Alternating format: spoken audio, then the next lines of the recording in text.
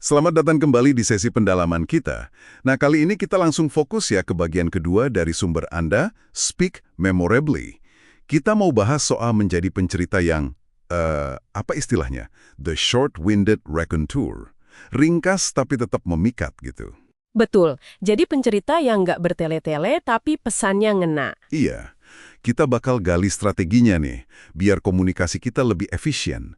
Semacam diet verbal gitu ya katanya.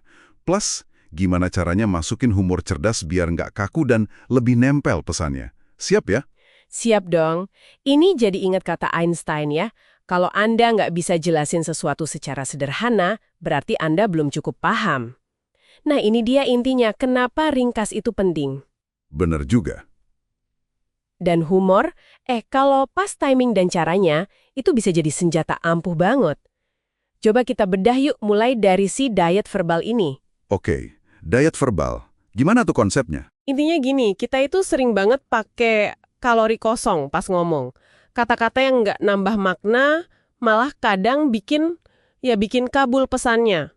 Sumber Anda kan bilang, rata-rata orang ngomong 16.000 kata sehari. Wow, banyak juga ya? Banyak. Nah, gimana kalau kita bisa lebih efektif? Mungkin cukup 12.000 kata, tapi dipilih bener-bener. Ini bukan soal jadi pendiam ya, tapi soal presisi kata. Ada analogi bagus tuh di sumbernya. Merencanakan omongan itu kayak packing buat traveling. Ah, iya yang itu. Kalau direncanain, barangnya pas, efisien, tapi kalau asal cemplungin barang aja, ya kebanyakan belum tentu kepake semua kan? Sama kayak ngomong, katanya kalau modal pede doang tanpa persiapan, malah jadi ngelantur. Persis. Dan salah satu biang kerok pemborosan kata itu ya, filler words. Tahu kan? Kayak jadi itu, kayak anu. Hahaha, iya tuh, penyakit banyak orang, termasuk saya kadang. Nah, ini mungkin kedengaran sepele, tapi kalau keseringan bisa nurunin citra profesional kita loh. Sumbernya kasih 3 langkah nih buat nguranginnya. Pertama, ya sadar dulu. Coba rekam aja suara sendiri pas lagi ngomong. Ouch, agak ngeri ya denger rekaman sendiri. Haha, iya sih. Tapi perlu. Kedua, coba ngomongnya sedikit lebih pelan. Kasih jeda gitu, antara otak mikir sama mulut ngomong. Nah, poin ketiga ini saya suka. Manfaatkan jeda. Jangan takut diam sejenak. Banyak orang panik kalau ada hening sedikit aja. Betul. Padahal jeda itu kuat loh. Bisa buat penekanan, bisa kasih waktu audiens buat mikir. Ini berguna banget pas presentasi atau rapat. Pesan lebih tajam, hemat waktu semua orang.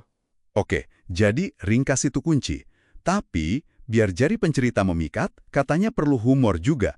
Nah ini nih yang agak tricky ya, seringkali kayak jalan di atas tali, gitu. Bener banget. Salah dikit bisa jadi garing atau malah nyinggung. Makanya sumber ini nggak nyaranin kita buat jadi pelawak dadakan, lempar-lempar jokes formal gitu. Terus gimana dong? Lebih baik pakai lensa humor. Jadi kita lihat materi kita, terus cari sudut pandang yang ada lucunya dikit lah. Contohnya bagus tuh soal slide karaoke. Oh, yang nyindir orang baca slide kata per kata itu ya? Iya, itu kan nggak harus bikin orang ngakak guling-guling, cukup bikin senyum simpul atau bikin audiens manggut-manggut setuju. Ah iya juga ya, itu udah humor yang efektif.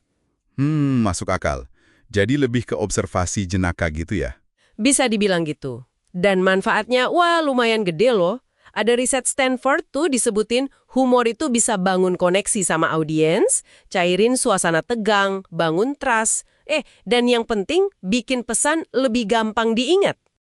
Kenapa bisa gitu ya? Katanya sih karena humor itu micu dopamin di otak.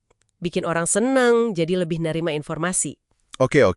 Terus ada tips praktis nggak? Kayak dari penulis komedi Neil Scovell yang dikutip itu? Ada. Neil Scovell bilang, humor itu nggak harus jadi menu utama. Cukup side dish aja, hidangan pendamping yang cerdas gitu. Tapi, nah ini penting, harus dites dulu.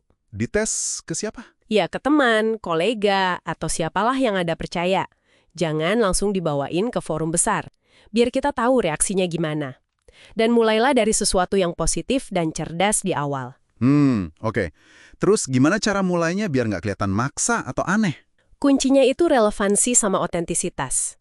Coba deh, share observasi ringan atau cerita lucu pendek dari pengalaman sendiri yang nyambung sama topik. Itu biasanya lebih natural daripada kita ngarang lelucon. Contohnya? Contoh bagus itu Geoffrey Canada di TED Talk. Dia buka dengan cerita lucu soal obrolannya sama istrinya.